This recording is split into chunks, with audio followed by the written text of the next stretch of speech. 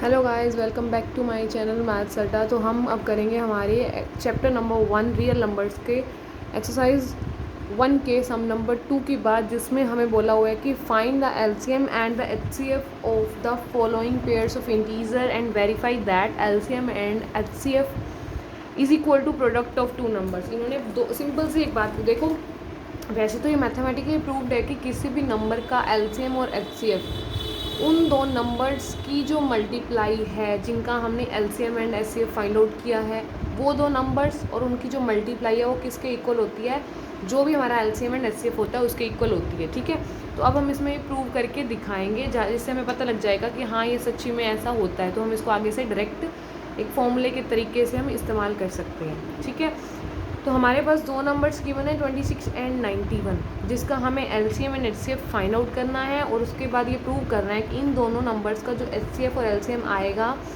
उनका जो मल्टीप्लाई है वो किसके इक्वल होगी, इन दो नंबर्स के मल्टीप्लाई के equal, product of two numbers या कहीं गिवन नंबर, जो हमारे पास ये दो नंबर्स गिवन है।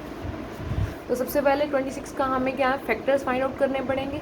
तो फैक्टर्स फाइंड आउट करेंगे हम, तो हम रफली जो करेंगे काम हमारा फैक्टर फाइंड आउट करने का। तो रफली जो हमारा काम होगा फैक्टर फाइंड आउट करने का वो मैं करूँगी। हम रफली 26 के फैक्टर फाइंड आउट करेंगे। 26 के फैक्टर फाइंड आउट करेंगे तो हमारे पास क्या आएगा, 26 के फैक्टर फाइंड आउट करेंगे तो 2 1 2 2 3 6, देन ये हमारा होगा 13, टेबल पे कट गया। तो हमारे पास 26 के कितने फैक्टर आए, 2 एंड 13, ये दो फैक्टर्स आ गए हमारे 26 के। ठीक है, देन हम फैक्टर्स फाइंड आउट करेंगे हमारे 91 के, क्योंकि इन्होंने 91 के पूछे हुए हैं हमारे से। तो क्या करेंगे हम 91 के, 7 1 7 7 3 21, ये भी जाएगा 13। तो ये मेरे दो जो फैक्टर आगे वो आगे 91 के। तो हमारे पास 26 के कौन कौन से फैक्टर्स आए, 2 एंड 13, और 91 के आए 7 एंड 13। तो 26 के मेरे फैक्टर क्या आए, 26 से इक्वल में मैं क्या लिखूँगी, 2 multiply 13, these are the factors of 26। And 91 के मेरे फैक्टर्स कौन कौन से आए, 7 and 13, these are the factors of 91। अब इन्होंने जो बोला है हमें वो प्रूव करके दिखाना है कि LCM multiply HCF is equal to product of two numbers. ठीक है, सबसे पहले हम क्या फाइंड आउट करेंगे, इनका एलसीएम एंड एचसीएफ।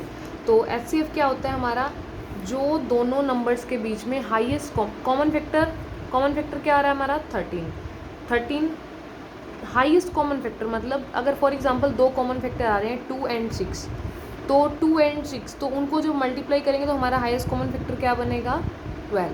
तो हमारा जो हाईएस्ट कॉमन फैक्टर होगा वो इसमें क्या होगा, 13। तो हमारा एचसीएफ क्या आ गया, 13। अब बात करते हैं एलसीएम की। अब एलसीएम कैसे फाइंड आउट करते हैं, एलसीएम कैसे फाइंड आउट करते हैं, जैसे कि अब हमारे पास ये 13 कॉमन था, तो मैं इस कॉमन को एक बार लिख लूँगी। अब जितने भी बचे हुए एलिमेंट्स हैं, जैसे कि 2 और 7 बच गए, इनको भी हम साथ में लिख देंगे। तो इनकी जो मल्टीप्लाई आएगी वो हमारे पास क्या आएगी, इनकी जो मल्टीप्लाई आएगी वो हमारे पास क्या आएगी, 1 7 2 14 एंड 14 एंड 13 कितने हो गए, 182। तो हमारे पास एचसीएफ आ गया 13, एलसीएम आ गया 182। अब इन्होंने जो बोला उसको प्रूव करेंगे। कैसे प्रूव करेंगे, क्या लिखेंगे, LCM multiply HCF is equal to product of two numbers. LCM क्या था मेरे पास 182, एचसीएफ क्या था 13, और इन दो नंबर्स का प्रोडक्ट यानी कि 26 मल्टीप्लाई 91। अब जब हम इनको मल्टीप्लाई करेंगे तो जो हमारा आंसर आएगा, तो हमारे पास जो इन दोनों की मल्टीप्लाई का आंसर आया वो हमारा आया 2366, और इज इक्वल टू में इन दोनों को जब मल्टीप्लाई करेंगे तो क्या आएगा, 2366। तो यहाँ से हमने ये प्रूव कर दिया कि जो हमारा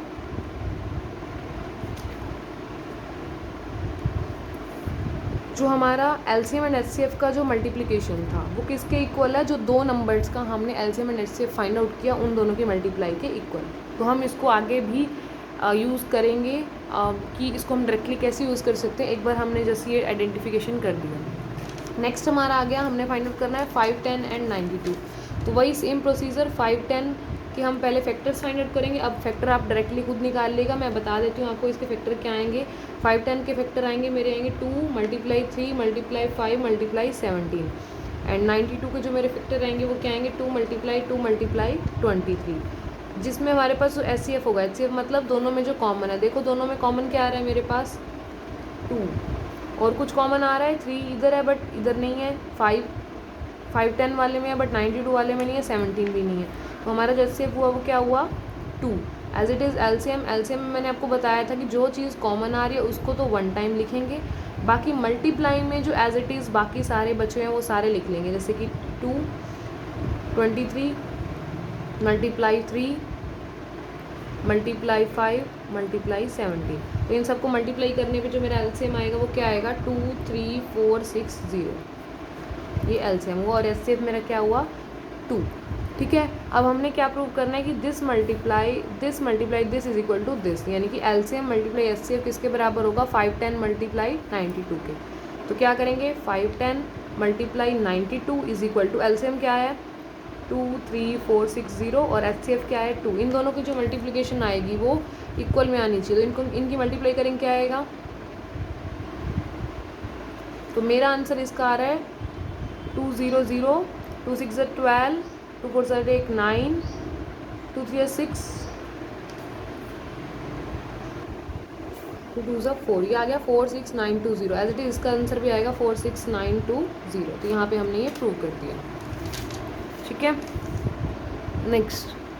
नेक्स्ट पार्ट की अगर मैं बात करूँ तो इसमें हमने 336 एंड 54 का फैक्टर फाइंड आउट करके देन हमें प्रूव करना है। तो हमारे जो 336 के फैक्टर आएंगे वो क्या आएंगे हमारे 2 multiply 2 multiply 2 multiply 2 multiply 3 multiply 7। यहाँ पे अब हमारे पास 2 कितनी बार आया 1 2 3 4, इसको मैं लिख सकती हूँ 2 की पावर 4 मल्टीप्लाई 3 मल्टीप्लाई 7। तो ये हमारा आ गया फैक्टर किसके आए 336 के। एज इट इज़ हमें फाइंड आउट करने हैं 54 के फैक्टर। तो 54 के फैक्टर हमारे क्या आएंगे 2 मल्टीप्लाई 3 मल्टीप्लाई 3 मल्टीप्लाई 3, इसको मैं क्या लिख सकती हूँ 2 मल्टीप्लाई 1 2 3 3 की पावर 3।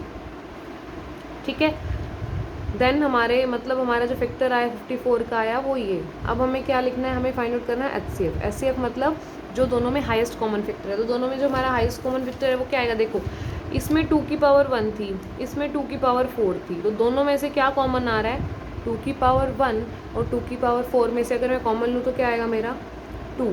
यानी कि अगर हम इसको ना देखें इसको देखें तो इसमें से ये 2 कॉमन आ रहा है, इधर से ये 2 कॉमन आ रहा है, मैंने लिख लिया।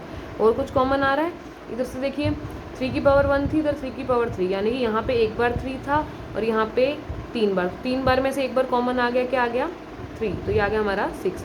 जो भी कॉमन होता है ना इसमें उन सबको मल्टीप्लाई करके जब हमारा आंसर आता है वो हमारा एचसीएफ होता है। मतलब जितने भी कॉमन नंबर होते हैं वो सारे अगर मल्टीप्लाई कर दिए जाए तो हमारा वो एचसीएफ होगा। सिर्फ कॉमन वालों की मल्टीप्लाई ही हमारा एचसीएफ होता है। अब बात करते हैं एलसीएम की। तो मैंने बोला था जो चीज़ कॉमन है यानी कि 6। अब इसमें से हमने क्या कॉमन लिया था 2 एंड 2, इनको हमने लिख लिया इधर ही, यानी कि 6 में ही आ गया। अब 3 भी कॉमन लिया था तो 3 भी इधर आ गया। अब बचे कितने हमारे पास, जो हमारे बचे हुए हैं वो कितने होंगे, देखो यहाँ से हमने ये 2 कॉमन ले लिया, इसको कट कर देंगे। यहाँ से हमने ये 2 कॉमन कट, यहाँ से ये 2 बचे, 2 की पावर क्या बची थी 3 मल्टीप्लाई यहाँ पे हमारा 7 बचा, मल्टीप्लाई यहाँ पे अब 54 वाले में से हमने 2 ले लिया था कॉमन, वो हो गया ख़त्म। अब यहाँ से 3 भी लिया था वो भी ख़त्म। अब 3 की पावर कितनी बची हमारे पास 2। तो ओवरऑल जो हमारा आंसर आएगा, ओवरऑल जो हमारा आंसर आने वाला वो क्या आएगा हमारा 3024, ये होगा हमारा एलसीएम। अब एज इट इज़ सेम वही करके देखना है आपको, एलसीएम मल्टीप्लाई एचसीएफ का जो आंसर आएगा वो हमारा आएगा इन दोनों की मल्टीप्लिकेशन से। ये आप खुद सॉल्व करिएगा और कॉपी में हम इसको एज इट इज़ ऐसे ही करेंगे। So thank you for watching my video. अगर वीडियो पसंद आई हो तो प्लीज़ इसको लाइक कीजिए, शेयर कीजिए एंड सब्सक्राइब द चैनल।